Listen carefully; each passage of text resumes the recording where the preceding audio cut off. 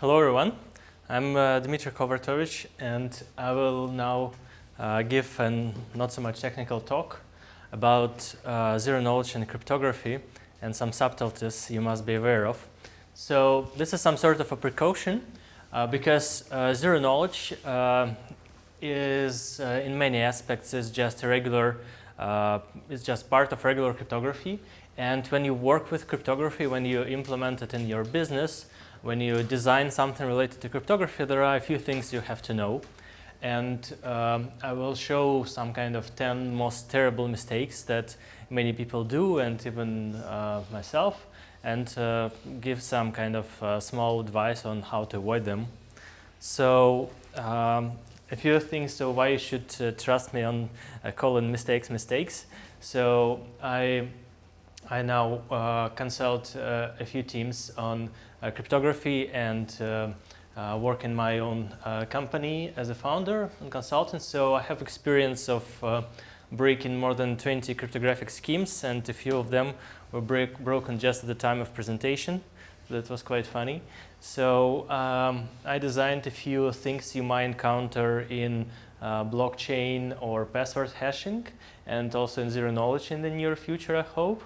And also, I have been working in consulting for the last quite many years, and in particular, I did quite many smart contracts, given recent interests to these things. Okay, so let's go into this funny list of mistakes. And first, it's what you should start with when you go with cryptography in your business is that understanding that building crypto is not just building your regular application, because the crypto is not a building, application is rather a carcass, like a skeleton, and like almost all regular skeletons, any mistakes in creating it yield higher risks. And of course, there are higher costs to do it properly, and it's very difficult to repair. So if after you've erected your building, you figure out that your carcass is not strong enough, it might be very difficult to repair. Sometimes it's better to build a new building. So, and if there is a problem, like a subtle problem in cryptography, it's very likely that you will figure this out only after everything is completely broken. So, because if there is a problem, for example, with your API, then many users will complain. But if there is a crypto mistake which allows, for example, everyone to take $1,000 from company's account every day, you might not figure this out because it might be completely, for example, encrypted or something. So, mistake number one, is inventing your own crypto. And you often attempted to invent your own crypto because you might think that it's already related to what you have already done.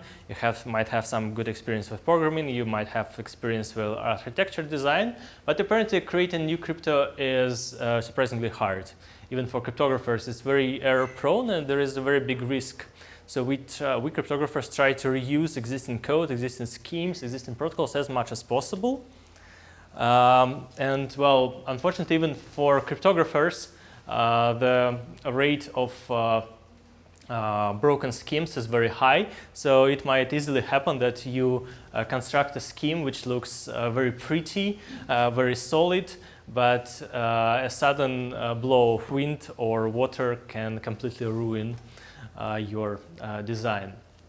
But unfortunately, sometimes you do need your own crypto, and this most often goes in the form not of some lower level primitive, but in the form of a protocol. By a protocol means like a scheme where multiple parties interact with each other, which might be more closely related to business. For example, your business was in auctions, and now you want to have something secure auction, or auction which is more private that you have run before. And in this case, you might need some new protocol, but you'll probably use the cryptography that has been already designed, but the protocol will be new. Then in this case, you better hire a cryptographer. So the second mistake everyone is tempted is we call it security by obscurity, And this usually works in the following sense. So you might want to design something, but you are not kind of courageous enough, and it's not usual practice to expose your design to general public, not even to auditors, but to general public. And because you might be afraid that someone, for example, can learn your business secrets from it. But unfortunately, in terms of cryptography, if we talk about algorithm and protocol design, it has been a practice that if you keep some design aspects of your crypto protocol secret and you rely on the security of your entire scheme by keeping these details secret, this quickly plays not into your favor, because apparently the algorithm and protocol details are often easy to reverse engineer. So if you think that regular people are unable to reverse engineer it, there will be smart people who will be able to do so. And it brings you much more benefit to expose your scheme to general public, or if you can't do it, then at least to many third parties like auditors. The more review you get, the better protocol you obtain. So no matter how smart your employees are, it's always better to give your review to a third party. So I myself, so when I design something, I always try to broadcast my new findings to as many people as possible to see, like, please find the mistake there, because it's very easy to overlook mistake. And getting more to security, so the only secret part of the scheme of the protocol is the secret key. The secret key is just a piece of data that you keep in secret in proper places. Okay, so you have a proper mindset. Now you've come to protocol design. You understand you need a new protocol, like tailor-made to your business. You need, for example, like a broad new interchange with no left turns or something like that. And you have checked that there are no analog available. You have to design something from scratch, or almost from scratch. So the mistake you might do something is to have just one cryptographer and give him the task and ask him for results. Well, money also help, but the problem with that is that no cryptographer can finish his work alone. And since we have already understand that a big part of security comes from public scrutiny, you really want to review your crypto design with other team members, even not cryptographer. That's a funny part of the process, that a cryptographer should be able to explain the design rationale and his decisions to non-cryptographers, to regular programmers, to the business, because when you explain your design rationale, you provide motivation for your decisions, and even if other people do not fully understand the motivation, you might be able to express it properly. And if you don't have proper motivation for each part of your design, then you'll probably make a mistake there. So when you listen to cryptographer, make sure that he has proper motivation for every part of the design he presents. So there are other parts, other strategies, complement strategies to facilitate this work. For example, you can have some rewards, some bug bounties, maybe even have sufficient time, you may run a competition. So a very good strategy to find some really good protocol design is to run a competition. If you have at least like several months, then you can have like a call. For example, whoever makes us the best protocol gets this amount of money, and second place gets this one. And then the benefit you get is that not only you will have many designs from competing parties, but also these parties will cross-evaluate each other, and their best design actually survives. Well, I wouldn't say for free, but you have much more resources.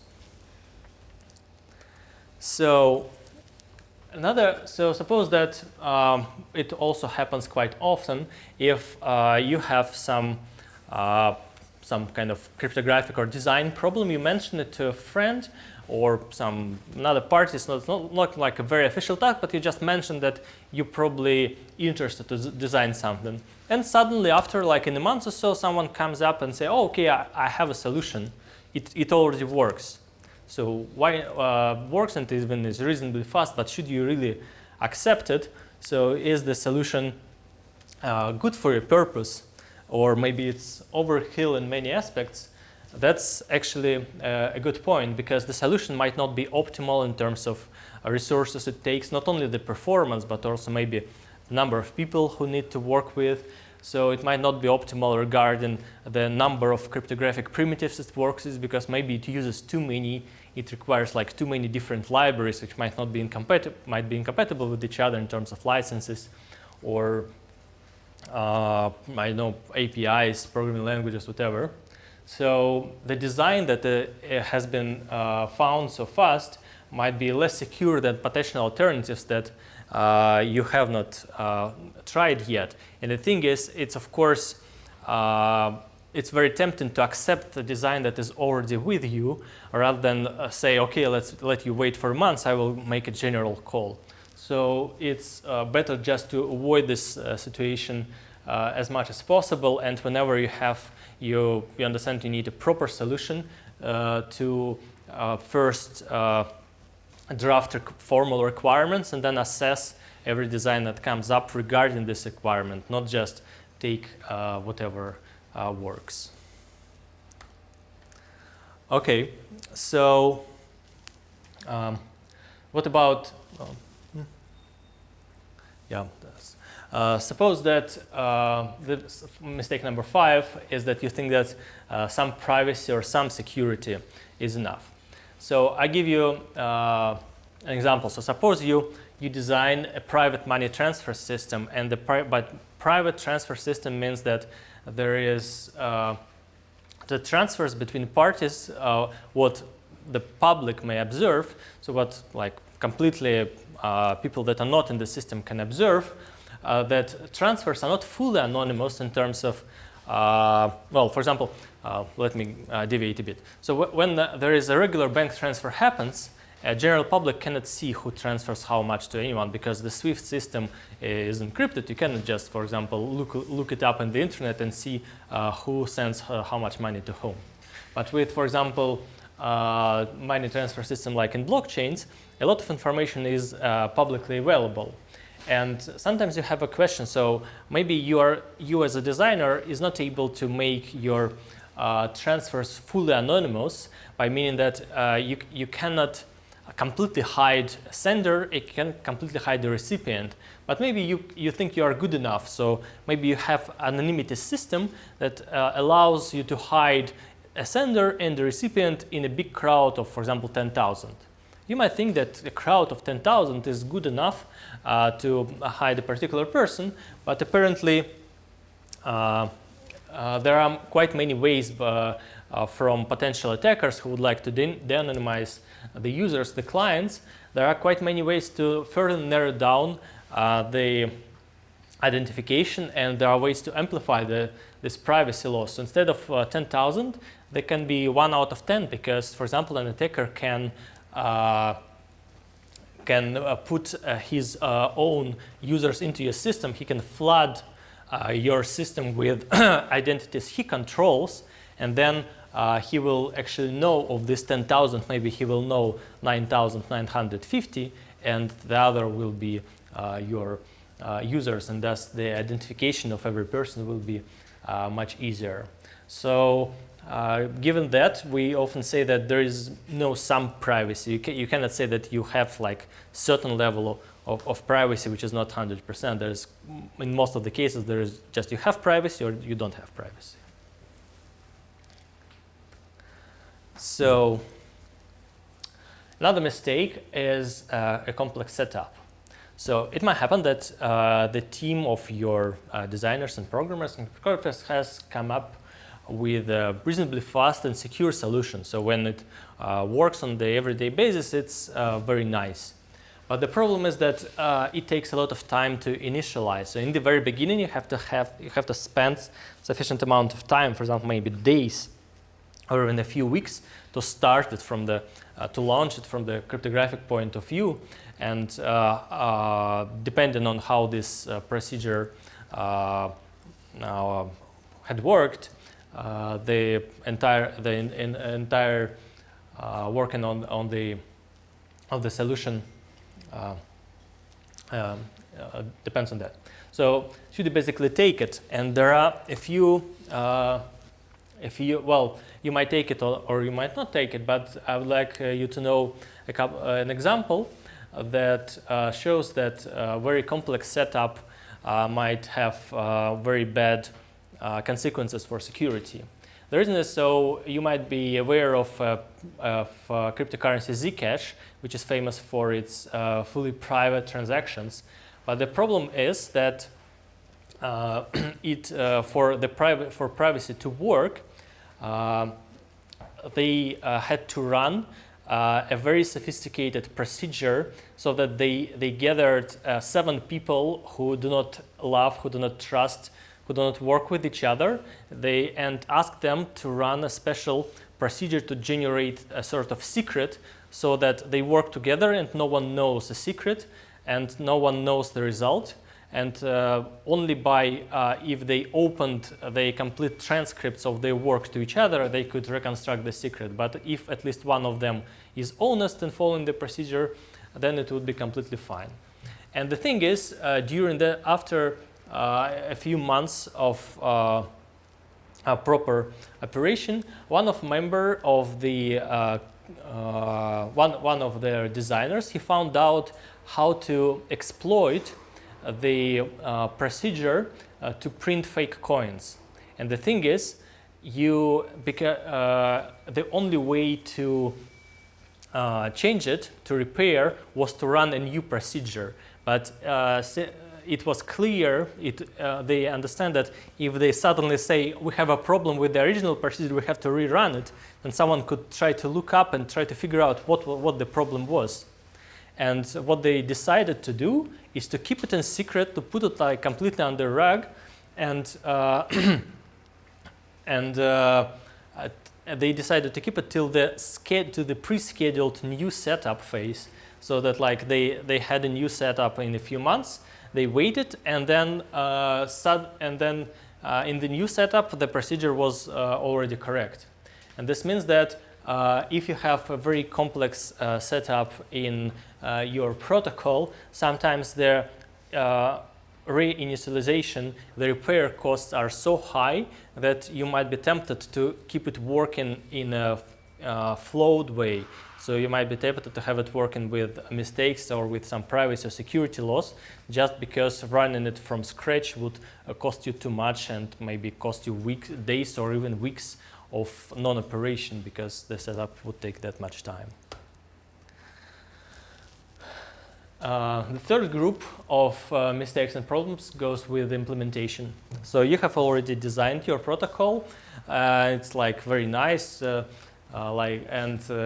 might have think of solving the previously impossible problem like here in 3 dimensions. And so now it's time to implement your beautiful protocol. So what are interesting mistakes here? So your protocol will probably deal with a number of secret keys, because there will be many components that works with these keys. There are some network components, there are backend components, front-end components, maybe some blockchain components. There are different parties and wallets, each having its own secret. And basically, maybe even the same key is used in many different places. So you have a number of options what to do with these keys. Should you really, like, for example, just store them closer to the component, so they're like to minimize the communication between the component and the secret key, so to minimize the risk. But apparently not. A much better solution is to have like all your eggs in one basket and secure it properly. Secure it as much as possible. Maybe even minimize its contact with the outer world. Restrict the format, how this storage of keys interacts with your components. And in this case, it will be much easier to secure, and in many cases, much easier to prevent attacks.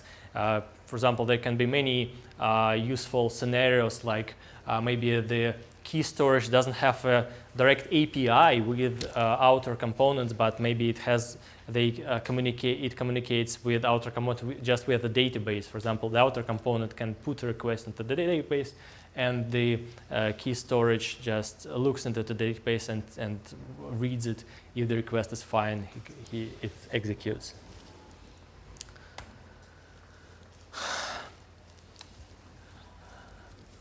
Another problem that is encountered by almost every programmer who works with crypto is that when he gets the problem description from a cryptographer, maybe even a pseudocode, and then he starts looking up. So the cryptographic primitives I'm gonna use, are they already implemented by someone? So for example, I may work in my loved C++. What about crypto libraries in C++?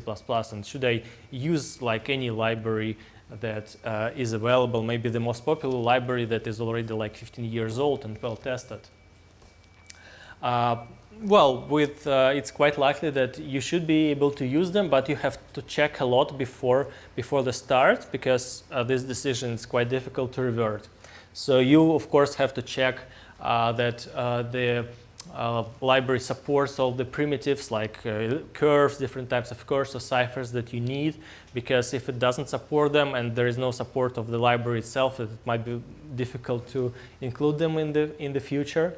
That you have to check that the library owners have implemented protection from recent attacks or from the attacks that are relevant for your application. So, for example, the keys have proper length, the nonces have proper length, the data has proper format, and so on and so far, and the elliptic curve has this size of the prime and so on. Side channel protection that is often overlooked.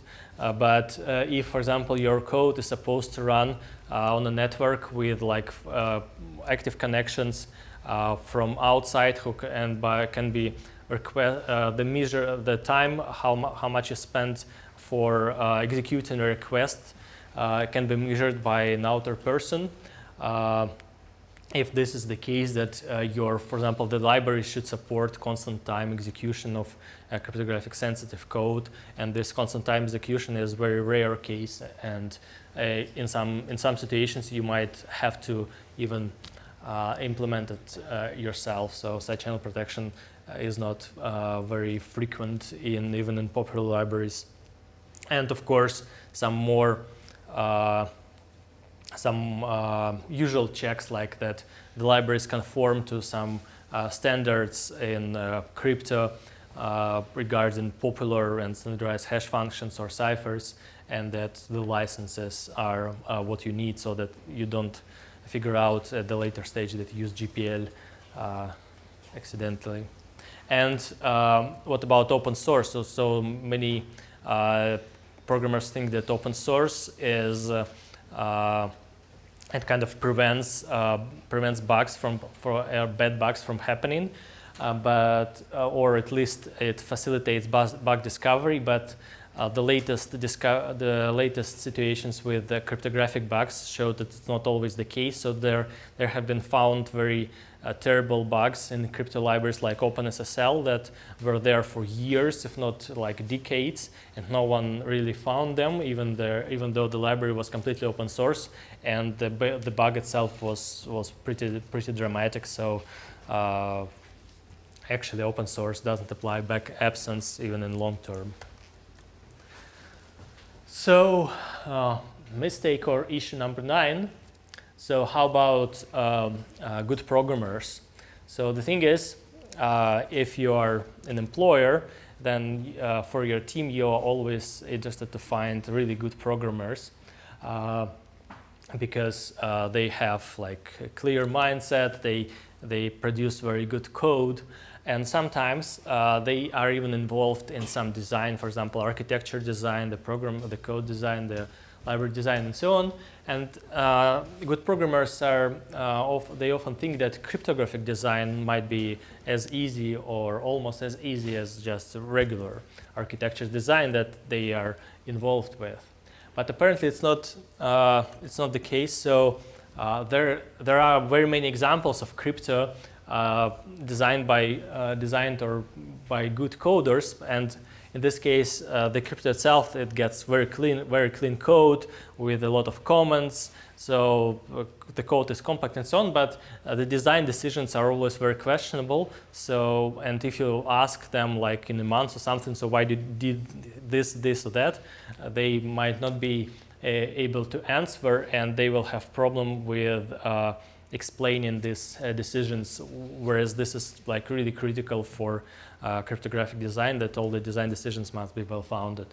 So apparently cryptographic and programmer, they should really like work in pairs together at the same time and try to be able to review each other's work and try to correct the mistakes that each one of them is doing. So the cryptographer must be somewhat good in programmer, and programmer should have basic knowledge of cryptography to avoid mistakes at each side, and this really should be pair work. And the final thing that doesn't escape any such list is the problem of randomness. Then when you work with cryptography, you are often required to substitute like random numbers, generate a random number here, random number there. You need randomness for keys, you need randomness for ongoing protocol to change how the the protocol transcript from one step to another, and so on. And of course, many programming languages have built-in random generators, but the thing is, they are actually random only in statistical tests. They're good enough for statistical tests, but completely bad for cryptographic purpose. And the thing is, you should better. There are, in almost every operating system, there is a source of proper randomness, like urandom or something. And you should, the best strategy to generate the source of randomness is to extract one or few seeds, like master seeds, from the proper randomness source, maybe even a collection of sources, like take a collection of sources like physical, cryptographic random, another physical, or like mouse movements, so on, combine them together using proper key derivation function. And then from this master seed, you are able to derive other randomness or pseudo-randomness. You can be able to derive them deterministically and of course one weight from the seed, meaning that like from this derived pseudo-randomness you can't recover the original randomness.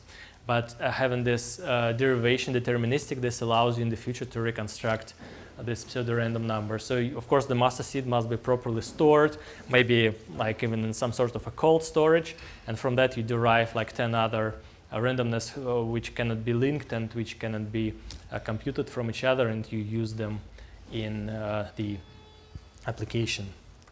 So there is some summary that you can work with. So I compress, I think, a couple of points into one, so there's like 9 but not 10.